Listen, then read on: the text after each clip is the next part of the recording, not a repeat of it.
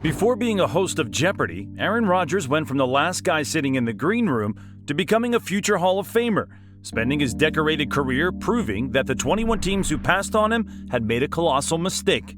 Now, in 2023, a veteran Rodgers has challenged himself with a new organization as the New York Jets quarterback. Can he lead the team out of darkness and into the light? This is the story of Aaron Rodgers. So, how does an underappreciated draft day quarterback become one of the best to ever play the position? Well, the story of neglect starts farther back. Aaron Rodgers was overlooked as a high school prospect coming out of Pleasant Valley, California, because he was undersized and lightweight. At the time, he was 5'10" and 160 pounds, growing to 6 foot 180 by the time he wrapped up his senior year of high school.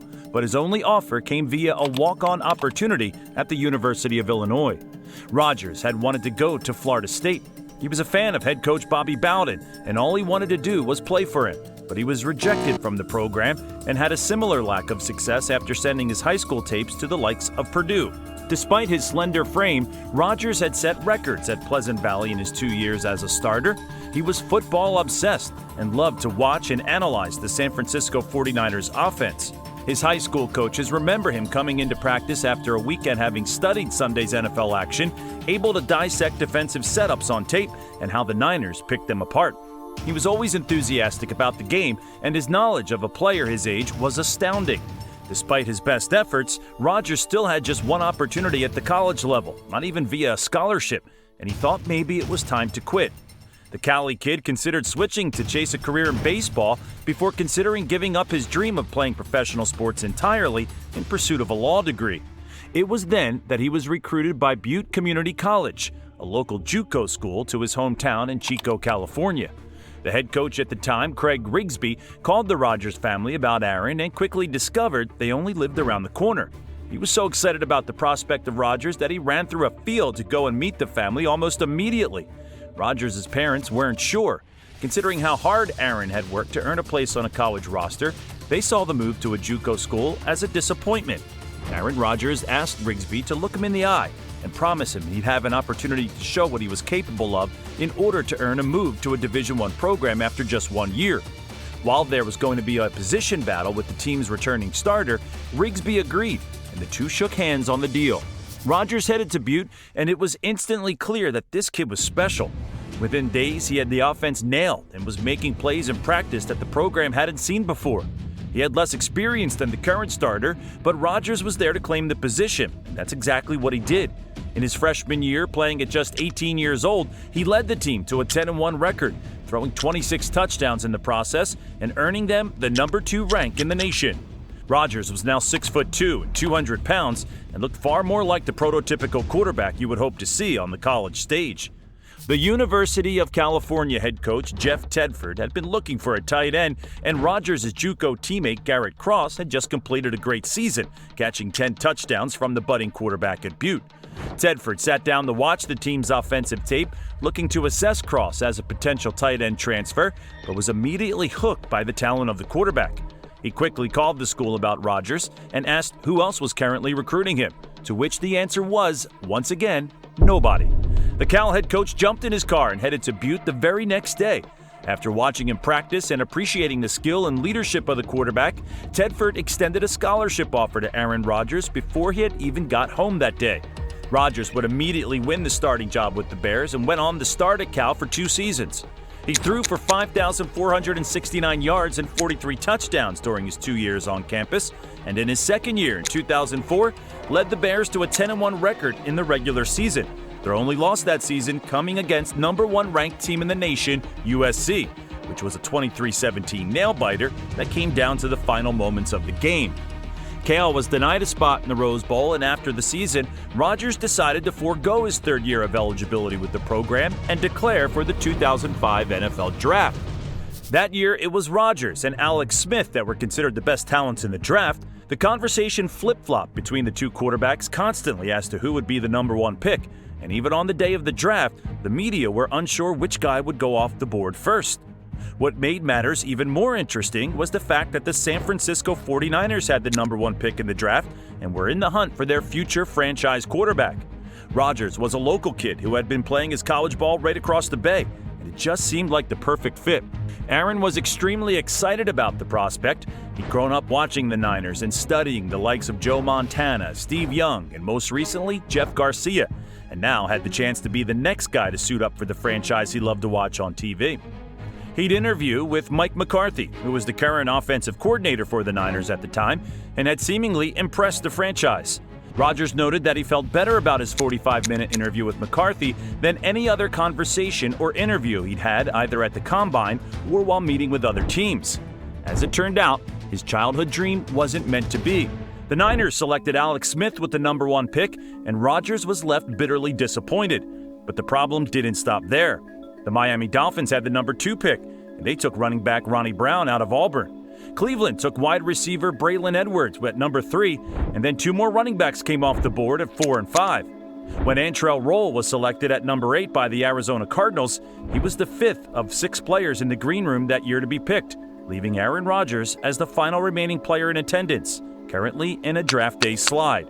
With all the cameras in the room focused on Aaron Rodgers' every move, his draft day disaster was being broadcast to the entire nation live, and there was nowhere to hide. Internally, Rodgers was crushed. He felt his hard work and determination were once again being overlooked, just as they had been in high school, and he was being rejected all over again. On the surface, he kept it cool, doing interviews and smiling as he waited for a franchise that wanted him. The Cowboys had Drew Bledsoe, the Chargers, Phillip Rivers, the Saints, Aaron Brooks, the Panthers, Jake Delhomme, and so it continued from the Cowboys at number 11 all the way to the Bengals at 17 with Carson Palmer.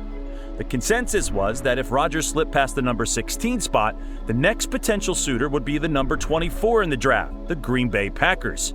Brett Favre was seemingly heading toward the twilight of his career, and draft analyst Mike Mayock had called the play prior to the day in his mock draft. So Green Bay seemed a good fit, and while it wasn't pretty, it made a lot of sense. Packers GM Ted Thompson's philosophy was to draft the best player available, and together with his front office, he had decided in advance of the draft that the best thing for the future of the Packers would be to draft Aaron Rodgers 24th overall, even if Favre was still starting quarterback.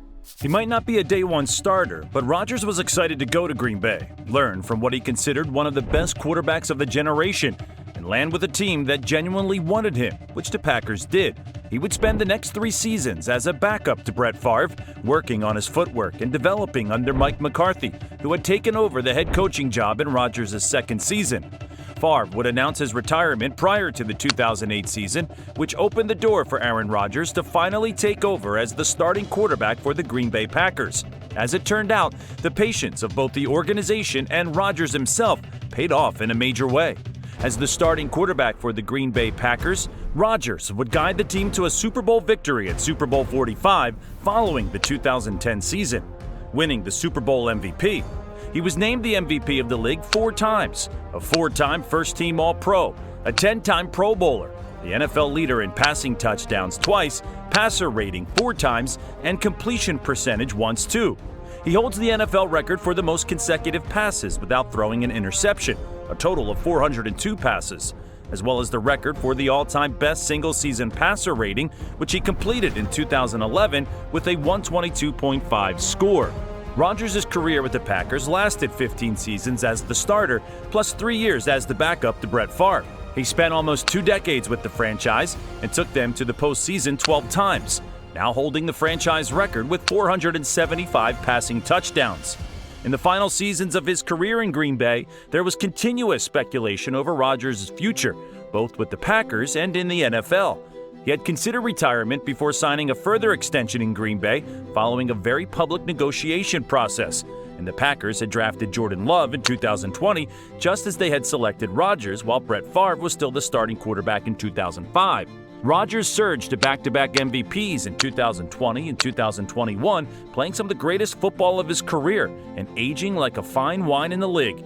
Yet, in every offseason, his future was questioned, and that came to a head in the 2022-2023 offseason with more speculation surrounding the 4-time MVP's next move than ever before. Aaron Rodgers had signed a 3-year extension with the Packers prior to the 2022 season, and after the season concluded, took a break from the game to head into a darkness retreat in search of the answer to the next step in his journey. When he emerged from the darkness, he had concluded that he still wanted to play and compete for a Super Bowl, And on the Pat McAfee show, he confirmed the rumor that he wanted to do that as a member of the New York Jets. The Jets had been building a talented roster over the last few seasons, including a stubborn defense, led by defensive guru turned head coach Robert Saleh.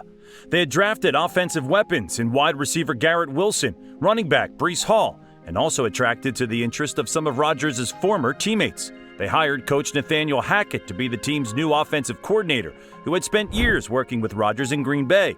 They then added Allen Lazard and Randall Cobb, who had been some of his favorite targets for the Packers in recent years. The New York Jets felt they were a quarterback away from competing for a championship. The Zach Wilson experiment hadn't worked out as planned, so they were openly searching the free agency market for a veteran. After weeks and months of trade rumors and speculation, Rodgers was finally traded to the Jets on April 26, 2023. Ladies and gentlemen, we got him. Officially, Aaron Rodgers is a New York Jet, and if all goes to plan, he becomes the missing ingredient to a Super Bowl contending roster that has not featured in the big game since 1968.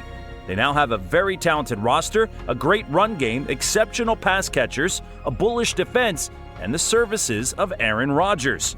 The question now on everybody's mind is, will he lead the Jets to the Super Bowl? Come on now, dawg. Come on, man.